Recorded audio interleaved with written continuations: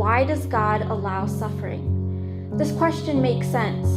You'd think that a perfect God that's good would create a good world for his creation to live in, full of love, joy, and peace, where we can be in fellowship with him, right?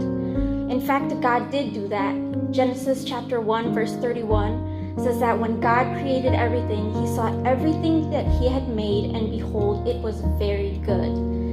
God did make the world a good place. So what went wrong? Man disobeyed God, and with that, the curse of sin and suffering came upon mankind. Now, a common follow-up question to this is, why doesn't God just prevent us all from sinning? And the simple answer to that is because then we'd all essentially be robots.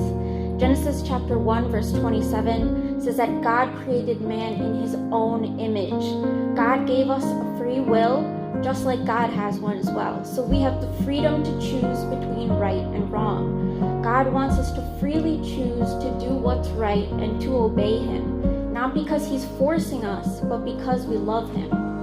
So it looks like mankind messed up. Does that mean God just lets us suffer and sits back and watches? No, and this is the best part. Despite man's disobedience and rebellion, God loved us so much that he sent his son Jesus into the world so that he could take on the sin of mankind, pay the penalty by dying on the cross, so that through him we can be free from the curse of sin. So what about suffering? John chapter 16, verse 33, Jesus said, "In this world you will have tribulation," meaning suffering. "But take heart, I have overcome the world." There's still sin in this world and therefore still suffering. However, through Jesus, we can overcome it. Now here's the next best part. This suffering in the world won't last forever.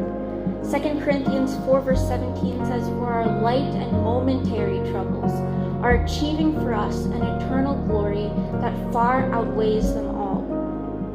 Although there is still suffering in this life because of sin, God promises that for those who accept Jesus, we will one day be taken to a place free of suffering, full of love, joy, and peace, in fellowship with God, which is what God originally planned for us.